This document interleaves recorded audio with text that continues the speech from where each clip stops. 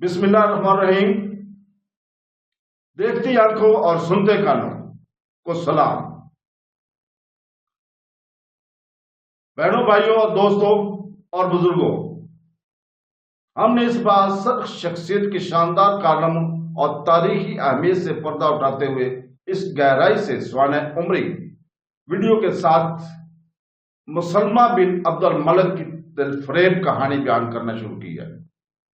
Video میں ہم ان کی سوانح حیات بیان کر رہے ہیں، لہذا اس ویڈیو کے آخر تک ہمارے ساتھ رہیں، اور اگر آپ کو پسند آئے تو اپنے دوستوں کے ساتھ ضرور شیئر کریں تاکہ وہ بھی مستفید ہو سکیں اور ہمارے اسلامی جنگجو بہادر لیڈروں کے بارے میں جان سکیں۔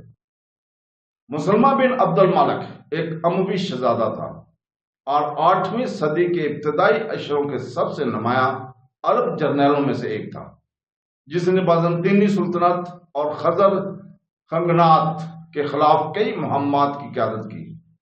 اس نے خاص طور پر بازنطینی دارالحکومت قسطنطنیہ کے دوسرے اور آخری عرب معاصرے کی قیادت کرنے پر بہت شہرت حاصل کی تھی۔ اس نے اپنے فوجی کیریئر کا آغاز اناطولیہ میں بازنطینیوں کے خلاف موسم گرما کے سالانہ چھاپوں کی قیادت کرتے ہوئے کیا تھا۔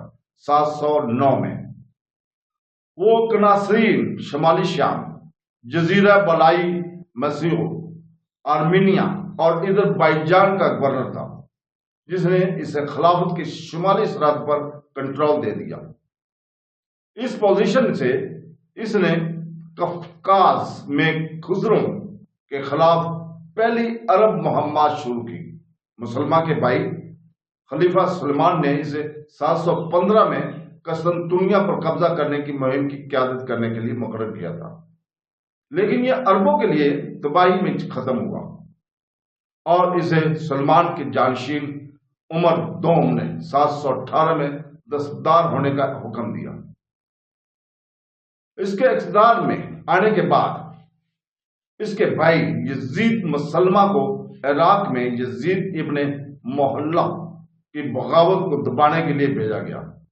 اگرچہ کامیاب ہونے کے باوجود مسلمہ کو 721 میں عراق کے گورنر کے طور پر مسلمہ کی بڑھتی ہوئی طاقت پر خلیفہ کی خدشات کی وجہ سے واپس بلا لیا گیا۔ مسلمہ کو جانشینی کے سلسلے میں خارج کر دیا گیا تھا کیونکہ اس کی ماں ایک لونڈی تھی، لیکن اس کا الحاق حاصل اس نے اپنے دوسرے بھائی ہشام سے کیا۔ ہشام کے تحت مسلمہ نے بازنطینیوں اور خزروں کے خلاف مہمات دوبارہ شروع کی، جس کے ملے جلے نتائج برآمد ہوئے۔ 732 میں ان کی جگہ ان کے کزن مستقبل کے خلیفہ مروان دوم نے لے لی۔ مسلمہ کو اس کے بھائیوں نے وسیع جائیدادیں عطا کی۔ بالس، وادی پالیخ اور جنوبی عراق کے دلدلی علاقوں میں زرعی زمینیں پر دوبارہ دعویٰ کرنے اور اسے ترقی دینے کے لیے کافی رقم کی سرمایہ کاری کی۔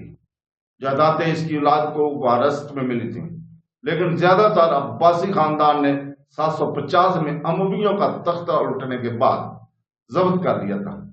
اس کے باوجود مسلمہ کی میدان جنگ کے ساخ کے احترام میں اس کی اولاد کو عباسیوں کے امیہ کے وسیع پیمانے پر ہونے والے ظلم و ستم سے بڑی حد تک بچایا گیا تھا۔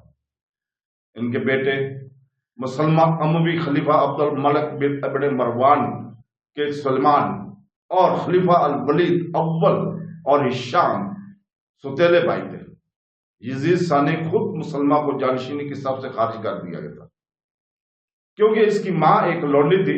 691 کے اس آس پاس عبد الملک نے امویوں کے خلاف ظفر کی بغاوت کو ختم کرنے کے تصفیے کے ایک حصے کے طور پر کیسی قبائلی سردار ظفر بن حارث الکلبی کی بیٹی اور رباب سے مسلمہ کی شادی کا اہتمام کیا۔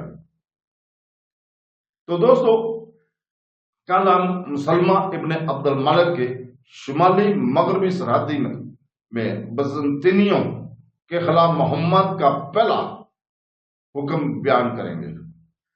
تو دوستو، امید ہے کہ آپ کو ہماری یہ ویڈیو اچھی لگی ہوگی، اور اگر اچھی لگی ہے تو اس کو آپ اپنے دوستوں میں شیئر کریں تاکہ وہ بھی تاریخی موضوع سے متعلق ہماری تمام ویڈیوز سے مستفید ہو سکیں۔ اللہ آپ کو جزائے خیر دے۔ اللہ حافظ۔